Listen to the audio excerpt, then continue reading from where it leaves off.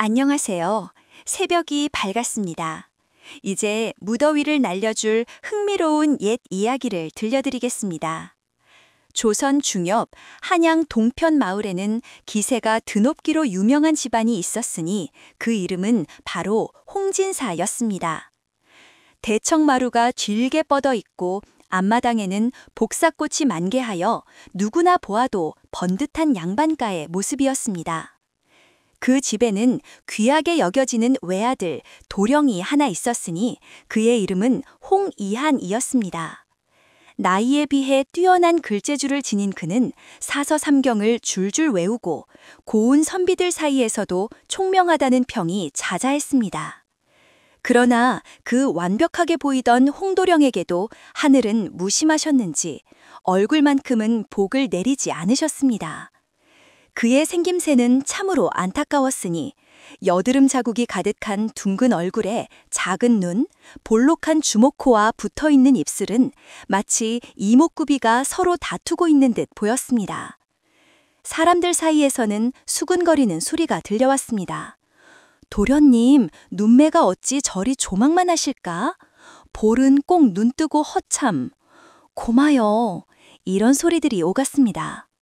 홍도령은 거울을 보는 것을 피하고 사람 많은 곳에는 좀처럼 나서지 않았습니다. 그는 글방에 앉아 책장을 넘기다 말고 이불 속에서 긴 한숨을 내쉬는 날이 더 많았습니다. 그러던 어느 날 마당에서 들려오는 발자국 소리에 홍도령은 조용히 방문을 열고 밖을 내다보았고 그 모습에 얼어붙고 말았습니다. 종일 쨍쨍하던 햇살 아래 멀리서 마당을 지나오는 한 낯선 사내가 짐을 지고 들어섰습니다. 허리띠를 질끈 동여맨 그의 남루한 차림이었지만 환한 눈매와 오뚝한 코, 반듯한 턱선은 마치 화첩 속의 인물이 걸어나온 듯 했습니다. 새로운 인물입니다. 이름이 강칠이라 하더이다. 어찌 저리 인물이 좋단 말이냐. 이 마을 도령들 다 울겠구먼. 저 머스마나. 하녀들 몇이 수긍하며 따라붙고 마당을 지나던 이들도 슬쩍 고개를 돌려 그의 얼굴을 훔쳐보았습니다. 문틈으로 내다보던 홍도령은 그만 털썩 주저앉고 말았습니다. 어찌 저런 인물이 생겼단 말인가. 머리 좋은 강칠의 얼굴을 본 홍도령은 벽에 이마를 탁 박더니 이내 청동거울을 들고 자신의 얼굴을 들여다보았습니다. 강칠과는 비교도 안 되는 자신의 못난 얼굴을 보며 중얼거렸습니다. 난 망했다. 지금 눈앞에 서 있는 그 인물 앞에서 스스로의 외모가 더욱 참담하게 느껴졌습니다. 그날 밤 도령은 이불을 덮고 말없이 누워 천장을 바라보며 중얼거렸습니다. 대체 어쩌자고 저런 모습을 들였단 말인가. 내가 저 인물만도 못하다니 하늘이시여 너무 하시옵니다. 저더러 정녕 얼굴로 살아내란 말씀이옵니까? 다음 날 아침 홍도령은 슬그머니 대청을 나서 강칠이 앉아있는 마루를 바라보며 조심스럽게 말을 건넸습니다. 너 강칠이라 하였느냐? 강칠은 조용히 고개를 끄덕였습니다. 예, 도련님. 어쩌다 우리 집으로 오게 되었느냐? 잠시 뜸을 들이던 강칠은 햇볕에 그을린 얼굴을 들어 대답했습니다. 어릴 적 부모를 잃고 친척집을 전전하다가 더는 민폐라 하여 나와 일거리를 구하게 되었습니다. 글은 못 배웠지만 몸은 구질러 나오니 불러만 주시면 무엇이든 하겠습니다. 홍도령은 고개를 끄덕이며 강칠의 얼굴을 한참 바라보다가 속으로 혼잣말을 흘렸습니다. 어쩌면 가까이서 보니 더 잘생겼구먼. 이놈 천말로 반칙이야. 그날부터 홍도령은 책보다는 강칠을 따라 마당을 도는 시간이 많아졌고 귀와 위 고양이를 잡으러 함께 오르고 뒷산에 약초를 심부름도 같이 다니며 둘 사이에 묘한 우정이 싹트기 시작했습니다. 며칠 뒤 초보살이 유독 고운 날 강칠과 홍도령은 함께 서당에 심부름을 다녀오는 길이었습니다. 오솔길을 지나던 중 어디선가 은은한 가야금 소리가 들려왔습니다. 강칠아, 너도 들었느냐? 예, 정자 쪽에서 들려오는 것 같다. 둘은 조심스레 소리나는 쪽으로 발걸음을 옮겼고 우동나무 그늘 아래 자리한 작은 정자 안에는 연분홍 저고리를 곱게 차려입은 한 여인이 가야금을 연주하고 있었습니다. 손끝은 부드럽고 눈길은 아름다우며 고개를 살짝 숙인 채 가락을 이어가는 모습은 마치 꽃늘에 앉은 선녀와도 같았습니다. 홍도령은 그 자리에 얼어붙은 듯 서 있었고 강칠도 눈을 떼지 못한 채 바라보았습니다. 아니, 저 아씨는 대체 누구란 말이냐? 최참판의 막내 아씨라 하더이다. 연하씨가 고와서 모르는 이가 없습니다. 그날 저녁 홍도령은 방 안에 멍하니 앉아 책을 펼쳐두고도 글이 제대로 눈에 들어오지 않았습니다. 연하 아씨라 했지? 도령은 이불을 끌어안고 달빛이 비치는 창문 쪽을 멍하니 바라보다가 혼잣말처럼 중얼거리기 시작했습니다. 손끝이 어쩌면 그리도 고운단 말인가? 저것은 또 얼마나 고왔는지. 아니, 저것이 고운이 아니라, 그는 격렬하게 베개를 뒤척이며 이불을 머리끝까지 덮고 푸념을 늘어놓았습니다. 며칠째 반맛도 잊지 못하고 잠도 못 자고 글도 안 읽히고 심장이 쿵쿵 뛰고 미치겠구먼. 이게 혹시 상사병이란 것이냐? 아씨 얼굴만 떠오르면 숨이 턱 막히는 게, 에이그, 내 꼴이 말이 아니구만. 그는 뒤척이다 말고 호롱불 아래에서 조용히 고개를 떨구었습니다. 이런 얼굴로는 아씨 앞에 가기도 부끄럽고 말 한번 섣불리 걸었다가 놀랄지도 모르지. 그런데 내가 저런 인물처럼만 생겼다면 말도 걸고 웃기도 하고. 도령은 혼자 얼굴을 붉히며 이불을 푹 뒤집어 쓰고 꿈속으로 까져들었습니다. 나 아씨 생각에 잠을 못 자요. 정말로. 다음 날 아침 홍도령은 뒷마당 우물가에서 장작을 패고 있던 강칠 곁으로 다가갔습니다. 손에 부채를 들고 있었지만 말을 꺼낼 듯 말 듯 한참을 망설였습니다. 강칠아, 너 말이다. 강칠이 멈추고 고개를 들었습니다. 예, 도련님? 혹시 그 연화 씨를 전부터 알고 있었느냐? 예, 아니, 그러니까 그냥 평소에 마주친 적이 있었는가 해서. 강칠은 고개를 저었습니다. 전에는 직접 뵌 적은 없사옵니다. 멀리서 한두 번 뵌 적은 있으나 하도 고와서 동네 소문으로 먼저 알았사지요. 정자에서 처음으로 얼굴을 마주한 날이 옵니다. 홍도령은 부채로 코끝을 가리고 슬쩍 강칠을 훑어보았습니다. 그리고는 고개를 푹 숙이며 중얼거렸습니다. 내가 너 같은 얼굴만 가졌어도 아씨한테 말이나 한번 걸어봤을 텐데 너처럼 얼굴 반반한 놈은 모를 게다. 이 얼굴로 사는 게 세상 얼마나 고역인지. 강칠은 멋쩍게 웃으며 말했습니다. 도련님께서야 글도 잘하시고 기풍도 남다르신데 어찌 이런 상놈 얼굴을 부러워하시옵니까? 홍도령은 고개를 획 돌리더니 작게 외쳤습니다. 네가 아쉽게 가서 대신 좀 알아보면 안 되겠느냐? 강칠이 멈칫했습니다. 예, 무엇을 말씀하시나요? 아씨께서는 어떤 걸 좋아하시는지, 성정은 어떠신지, 나 같은 얼굴로는 괜히 다가섰다가 놀라실까 무섭단 말이다. 허나 너라면 웃어도 주시지 않겠느냐. 인물도 반반하고 목소리도 굽고 말이지. 내가 너처럼만 생겼다면. 강칠은 한참 말없이 도령을 바라보다가 고개를 끄덕였습니다. 며칠 뒤 아침 방 안에서 마주 앉은 홍도령과 강칠은 도포를 입으며 도령의 옷가지를 하나씩 펼쳐놓고 있었습니다. 잔내 키가 크니 저것은 좀 짧을 테고 허리띠는 이건 겨우 닿겠구만. 도련님, 이거 너무 바지통이 댕당해서. 말이 많다. 어차피 멀리서 보이기만 하면 되는 거야. 가깝게 가지는 말고 적당히 우연한 척 알겠느냐? 그렇게 해서 키 크고 근육질인 강칠은 작은 도령 옷을 입고 소매는 짧고 바지는 붕 떠서 꼭 장에 나온 졸부 도령처럼 꾸며졌습니다. 홍도령은 멀찌감치 숨어서 살짝 바위 넘어 고개만 내밀고 중얼거렸습니다. 허허, 그래도 옷이 저리도 잘 어울리다니. 이래서 하늘은 얼굴이 중요하다고 하더라. 강칠은 그 정자 근처로 걸음을 옮겼고 우연한 척 그 앞을 지나가려던 찰나 연화 아씨가 정자에 홀로 앉아 있었습니다. 햇살이 고운 머릿결에 내려앉고 가야금은 비어 있었지만 손끝으로 꽃잎을 매만지고 있었습니다. 강칠은 조심스레 고개를 숙이고 말을 건넸습니다.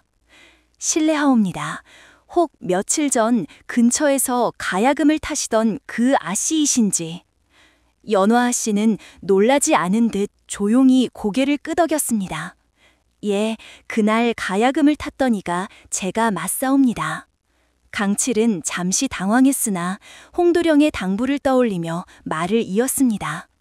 며칠 전 아씨의 가야금 소리를 듣고 마음이 하도 움직여 꼭 다시 뵙고 싶었습니다.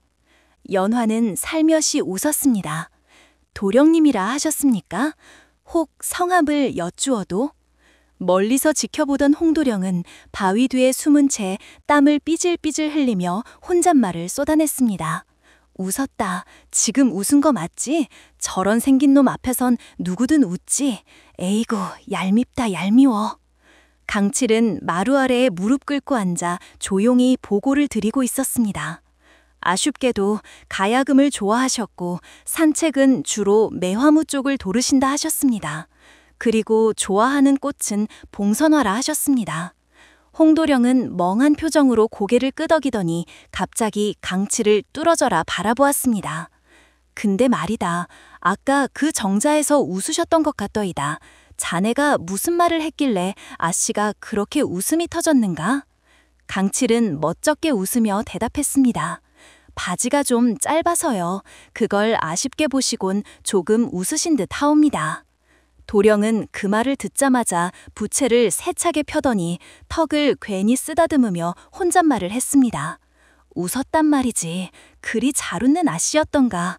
아니, 그게 중요한 게 아니고 나는 한 번도 그런 미소를 받아본 적이 없단 말이지.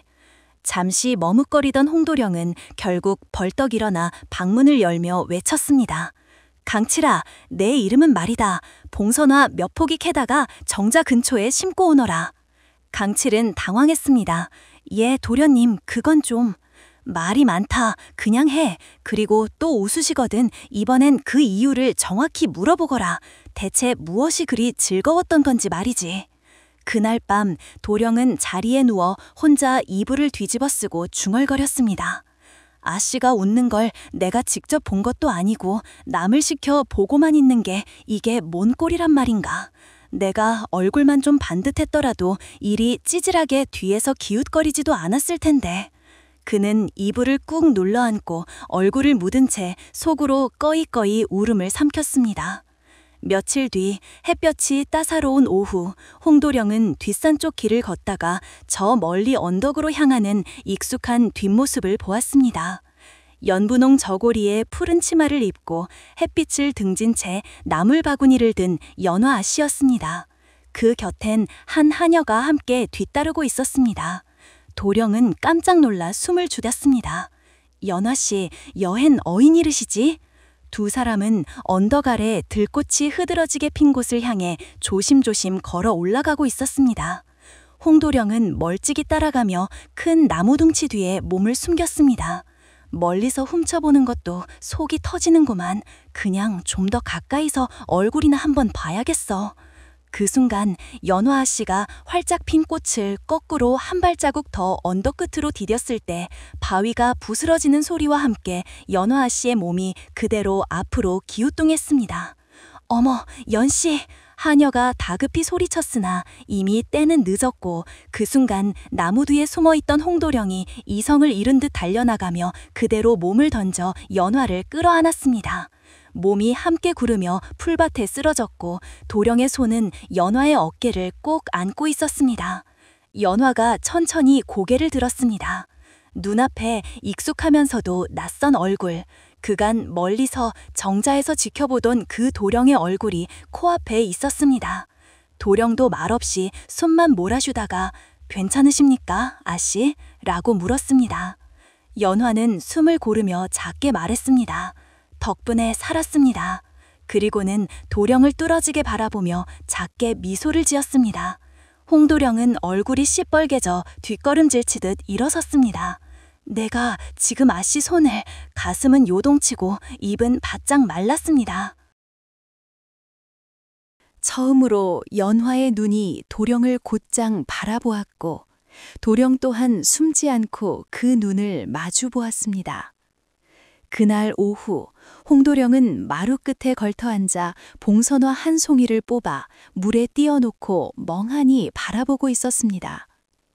그의 얼굴에는 아직도 연화 씨의 미소가 떠나지 않았습니다. 그때 도련님, 도련님, 누군가 허겁지겁 마당을 뛰어들며 외쳤습니다. 헐떡이며 달려온 이는 다름 아닌 강칠이었습니다. 옷깃은 흐트러졌고 얼굴에는 땀방울이 송글송글 맺혀 있었습니다. 강칠이 어쩐 일이냐? 숨 좀 돌리고 말해보아라. 지금 큰 일이 벌어졌습니다. 무슨 일인데 그러느냐? 강칠은 숨을 고르며 말했습니다. 연화 씨가 최참판께서 방금 포졸들에게 잡혀가셨습니다. 죄명이 영모라 하더이다. 뭐? 홍도령은 손에 쥐고 있던 봉선화 꽃을 떨어뜨렸습니다. 도령은 강칠과 함께 연화 집으로 향했습니다. 대문 틈 사이로 들여다본 그 집안은 말 그대로 아수라장이었습니다. 마당에는 장졸들이 머물다 떠난 흔적이 남아 있었고 안채에서는 울음소리가 연이어 터져나왔습니다. 아버지를 어찌 이런 식으로 데려가는 하고요. 아씨 진정하시옵소서. 읍내 관하로 끌려가셨다 하옵니다. 연화 씨는 어머니의 품에 안겨 숨을 삼키며 흐느꼈고 그 뒤로 새신랑이 되는 언니들도 모두 눈가가 붉어져 있었습니다. 홍도령은 더는 보지 못하고 돌아섰습니다. 영모라니 최참판이 그런 분이신가? 그날 저녁 홍도령은 강칠과 함께 주막에 들러 조용히 잔을 기울이고 있었습니다. 그때 옆자리에서 술에 취한 산내들이 나누는 수군거림이 귀에 들어왔습니다. 에이, 세상 무서워서 어디 살겠나. 박대감 영감탱이가 빚진 걸 갚기 싫겨고 남을 역으로 몰아. 글쎄 말이야. 최참판 도장까지 흉내내서 금기밀수 문서를 꾸며냈다잖아. 그걸 고발장이라며 관하에 드밀었다지 뭐야. 홍도령은 눈이 번쩍 뛰었습니다. 뭐라? 도장을 위조했다고? 술이 화가 나서 곧장 자리를 박차고 일어난 도령은 강칠에게 말도 없이 달리기 시작했습니다. 깜깜한 밤 최참판 대문을 다급히 두드리던 도령의 숨은 거칠었습니다. 연화가 등불을 들고 문을 열자 도령은 곧장 물었습니다. 아씨, 혹 대가님께서 박영감에게 돈을 빌려주신 증거서에 인장이 찍힌 채로 남아있는 것이 있겠습니까? 연화는 놀란 눈으로 고개를 끄덕였고 잠시 뒤 붉은 인장이 찍힌 작은 문서를 들고 나왔습니다. 여있소옵니다. 아버님께서 쓰시던 인장이 찍힌 문서입니다. 홍도령은 문서를 조심스럽게 품에 넣으며 말했습니다. 이 인장이 그자의 거짓을 밝혀낼 열쇠가 될지도 모릅니다. 제가 반드시 진실을 밝혀드리겠사옵니다. 다음 날 아침 홍도령은 곧장 관하로 향했습니다. 얌전히 문서를 내민 뒤 포도대장 앞에서 고개를 들었습니다. 이 문서는 최참판 영감의 진짜 인장이 찍힌 채권 문서이옵니다. 허나 박영감이 올린 고발장에는 전혀 다른 인장이 찍혀 있었사옵니다. 그자가 위조한 문서에는 마치 최참판께서 금을 몰래 들여와 무기와 바꾸려 한 것처럼 꾸며져 있었으나 모두 허망한 거짓이옵니다. 그저 빚을 갚지 않으려 한 것일 뿐이옵니다. 부디 진실을 밝혀 억울하게 누명을 쓰신 분을 구해주시옵소서. 관은 발칵 뒤집혔습니다. 홍도령이 빼민 문서와 박영감이 가져온 고발장을 대조한 끝에 문서 위조와 거짓 진술이 모두 드러났습니다. 며칠 뒤 마당에는 산들바람이 스며들었고 홍도령은 책장을 펴둔 채 한 글자도 읽지 못한 채 앉아 있었습니다. 그리고 마침내 도련님이여, 연화 씨가 오셨답니다. 강칠이 소리치며 달려왔습니다. 홍도령은 벌떡 일어나 대문 쪽으로 나가다가 가는 길에 기둥에 한 번, 문턱에 또 한 번 부딪혔습니다. 그렇게 마당으로 나가자 연화 씨는 고운 저고리를 입고 있었습니다. 도령님께 고마움을 전하고자 이렇게 왔사옵니다. 홍도령은 허둥지둥 인사를 하려다 말끝을 잇지 못했습니다. 그때 연화 씨가 낮게 웃으며 말했습니다. 저 사실은 진작부터 알고 있었사옵니다. 예? 무엇을 말입니까? 제가 위기에 처했던 걸 아시고 뒤에서 돕고 계셨던 것도, 그리고 저를 흥미롭게 해주신다는 것도요. 홍도령은 얼굴이 금세 복숭아빛처럼 달아올랐습니다. 아쉽게도 그걸. 어찌 강칠이 말했습니다. 그러니까 머슴 강칠이가 와서 다 말해 주었사옵니다. 도령님께서 부끄러워 말을 못하고 늘 멀찍이서 바라만 보셨다 하더리다. 도령은 얼굴이 붉어지며 고개를 떨구었습니다. 제 얼굴이 이래서 아씨 앞에 나서기 두려웠습니다. 연화는 빙긋이 웃으며 도령의 말꼬리를 받았습니다. 얼굴이 뭐 그리 중요하답니까? 도령님의 따뜻한 마음을 제가 이미 알고 있는걸요. 두 사람은 그렇게 붉은 얼굴을 서로 바라보았습니다. 며칠 뒤 홍도령과 강칠은 함께 최참판을 찾았습니다.